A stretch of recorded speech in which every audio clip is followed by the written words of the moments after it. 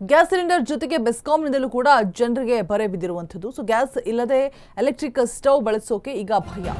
ಇದರಿಂದಲೇ ಬೆಸ್ಕಾಂ ಗೃಹ ಬಳಕೆ ವಿದ್ಯುತ್ ದರ ಕೂಡ ಏರಿಕೆ ಆಗಿದೆ.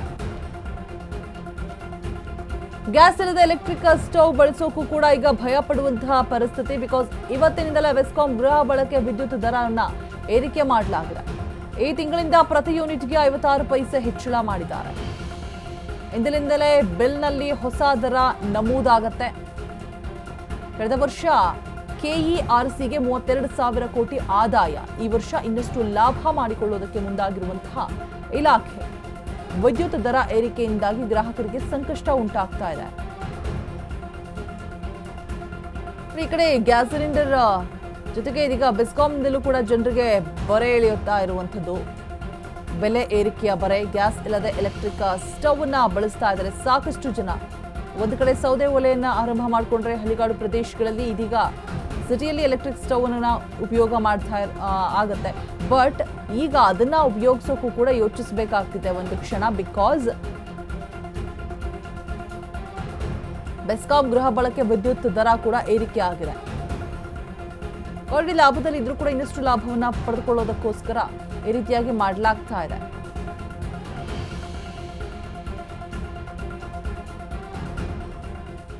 ಗ್ಯಾಸ್ ಸಿಲಿಂಡರ್ ಜೊತೆಗೆ ಬೆಸ್ಕಾಂನಿಂದಲೂ ಕೂಡ ಜನರಿಗೆ ಬೆಲೆ ಏರಿಕೆಯ ಬಿಸಿ ತಡ್ತಾ ಇರುವಂಥದ್ದು. ಗ್ಯಾಸ್ ಇಲ್ಲದೆ ಎಲೆಕ್ಟ್ರಿಕ್ ಸ್ಟವ್ ಬಳಸೋಕ್ಕೂ ಕೂಡ ಈಗ ಹಿಂದು ಮುಂದೆ ನೋಡಬೇಕಾದಂತಹ ಪರಿಸ್ಥಿತಿ. ಬಿಕಾಸ್ ಬೆಸ್ಕಾಂ ಈಗ ಆಲ್ರೆಡಿ ಬಿಲ್ಲಲ್ಲಿ ನಮೂದು ಮಾಡಿದೆ ಹೊಸ ದರವನ್ನ. ಸೊ ಹಾಗಾಗಿ ಕಳೆದ 32,000 ಕೋಟಿ ಆಮದು ಕಳೆದ ವರ್ಷ ಬಂದಿರುವಂಥದ್ದು ಕೆಇಆರ್ಸಿಗೆ. ಈ ವರ್ಷ ಇನ್ನಷ್ಟು ಲಾಭವನ್ನ ಮಾಡಿಕೊಳ್ಳಬೇಕು ಅನ್ನೋದಕ್ಕೆ ಈ ರೀತಿಯಾಗಿ ಮಾಡ್ತಾ ಇದ್ದಾರೆ ಅನ್ನುವಂತಹ ಮಾತು. ಸೊ ವಿದ್ಯುತ್ ದರ ಏರಿಕೆಯಿಂದಾಗಿ ಗ್ರಾಹಕರಿಗೆ ಇದೀಗ ಸಂಕಷ್ಟ ಎದುರಾಗ್ತಾ ಇದೆ.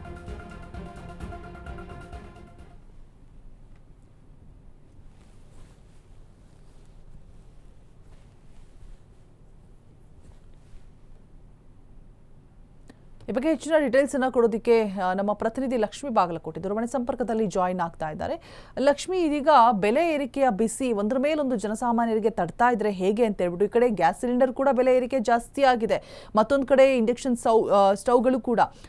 ಇಲ್ಲಿ ಬೆಸ್ಕಾಂನಿಂದ ಈ ರೀತಿಯಾಗಿ ಯಾಕೆ ಸಡನ್ಲಿ ಈ ರೀತಿ ಆದೇಶ ಹೊರಬಿದ್ದಿರುವಂಥದ್ದು? ಆಲ್ರೆಡಿ ಬಿಲ್ಲಲ್ಲಿ ಕೂಡ ನಮೂದು ಮಾಡಲಾಗಿದೆ ಅಂತ ಹೇಳಲಾಗ್ತಾ ಇದೆ. ಸೊ ಹೇಗೆ ಹೀಗಾದ್ರೆ ಅಂತ ಹೇಳ್ಬಿಟ್ಟು ಏನು ಹೇಳ್ತಾರೆ ಅಂದ್ರೆ ರಿಯಾಕ್ಟ್ ಮಾಡಿದಾರಾ? ಮಾತನಾಡಿಸುವಂತಹ ಪ್ರಯತ್ನ ಮಾಡಿದ್ದೀರಾ? ಎಸ್ ರೋಜಾ, ಈಗಾಗ್ಲೇನು ಒಂದಾದ್ಮೇಲೆ ಒಂದರಂತೆ ದರ ಏರಿಕೆಯನ್ನ ನಾವು 2026 ಆರಂಭದಿಂದಲೇ ಸಹ ನೋಡ್ತಾ ಇದ್ದೀವಿ. ಸ್ಟಾರ್ಟಿಂಗ್ ಅಲ್ಲಿ ನಾವು ಮೆಟ್ರೋ ದರವನ್ನ ಏರಿಕೆಯನ್ನ ಮಾಡಿರುವಂತದ್ದನ್ನ ನೋಡಿದ್ವಿ.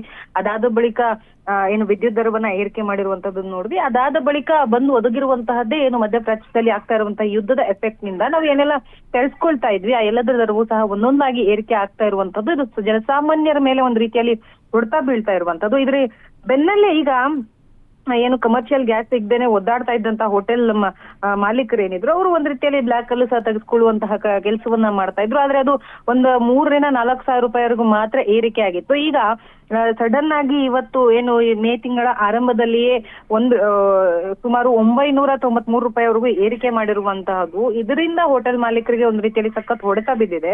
ಇದರ ಬೆನ್ನಲ್ಲೇ ಈಗ ಬೆಸ್ಕಾಂ ಏನಿದೆ, ಗೃಹ ಬಳಕೆ ಗ್ರಾಹಕರಿಗೆ ಇಂದಿನಿಂದ ವಿದ್ಯುತ್ ದರವನ್ನ ಏರಿಕೆಯನ್ನ ನೀಡಿ ಶಾಕ್ ಅನ್ನ ಕೊಟ್ಟಿರುವಂತದ್ದು. ಒಟ್ಟಾರೆಯಾಗಿ ಇವತ್ತಿನಿಂದ 2 ದರಗಳು ಸಹ ಏರಿಕೆ ಆಗಿರುವಂತಹದ್ದು. ಸಾಮಾನ್ಯ ಜನರಿಗಾಗಿರ್ಬೋದು, ಇದು ಹೋಟೆಲ್ ಮಾಲೀಕರಿಗೆ ಸಹ ಏನು ಹೊಡೆತ ಬೀಳುವಂತದ್ದು. ಅದ್ರ ಜೊತೆಗೆ ಇದರ ಬೆಳವಣಿಗೆಯನ್ನ ನೋಡಿದ್ರೆ ಇದು ಉಲ್ಟಾ ಏನು ಗ್ರಾಹಕರ ಮೇಲೆ ಬೀಳುತ್ತೆ. ಯಾಕೆಂತಂದ್ರೆ ವಿದ್ಯುತ್ ದರ ಏರಿಕೆ, ದಿನಸಿ ದರ ಏರಿಕೆ, ಜೊತೆಗೆ ಕಮರ್ಷಿಯಲ್ ಸಿಲಿಂಡರ್ ದರ ಏರಿಕೆ, ಹೀಗೆ ಹಾಲಿನ ದರ, ಈ ಎಲ್ಲದರ ದರ ಏರಿಕೆ ಆಗ್ತಾ ಹೋದ್ರೆ ಹೋಟೆಲ್ ಮಾಲೀಕರು ಏನು ಮಾಡ್ತಾರೆ ಅಂತಂದ್ರೆ ಅಲ್ಲಿ ಸಿಗುವಂತ ಪದಾರ್ಥಗಳ ದರವನ್ನ ಏರಿಕೆ ಮಾಡ್ತಾರೆ. ಆ ದರದಿಂದ ಸಾಕಷ್ಟು ಜನರಿಗೆ ಹೊಡೆತ ಬೀಳುತ್ತೆ. ನಾವು ಬೆಂಗಳೂರಲ್ಲಿ ದಿನನಿತ್ಯ ನೋಡ್ತಾ ಇದೀವಿ, ಸಾಕಷ್ಟು ಜನರು ಬೇರೆ ಬೇರೆ ಭಾಗದಿಂದ ಬಂದು ಇಂಡಿಪೆಂಡೆಂಟ್ ಆಗಿರೋದರಾಗಿರ್ಬಹುದು, ಬ್ಯಾಚುಲರ್ಸ್ ಗಳೆಲ್ಲವೂ ಸಹ ಎಲ್ಲರೂ ಸಹ ಹೋಟೆಲ್ ಮೇಲೆ ಡಿಪೆಂಡ್ ಆಗಿರ್ತಾರೆ.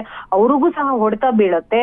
ಜೊತೆಗೆ ಇದರಿಂದ ಏನು ಸಾಮಾನ್ಯರಿಗೆ ಏನು ಹೊಡೆತ ಬೀಳುತ್ತೆ, ಅದರಿಂದ ಮತ್ತೆ ದರಗಳು ಏರಿಕೆ ಆಗುವಂತ ಸಾಧ್ಯತೆಗಳು ಕಂಡು ಬರ್ತಾ ಇದಾವೆ. ಇವತ್ತಿನಿಂದ ಏನು 1 ಯೂನಿಟ್ಗೆ 56 ಪೈಸೆ ವಿದ್ಯುತ್ ದರವು ಸಹ ಏರಿಕೆ ಆಗಿರುವಂತದ್ದು. 2024-25 ಆರ್ಥಿಕ ವರ್ಷದಲ್ಲಿ ನಾವು ಕಂಪೇರ್ ಮಾಡಿದಾಗ 34,084 AERC ನಿರೀಕ್ಷೆಯನ್ನ ಮಾಡಿತ್ತು.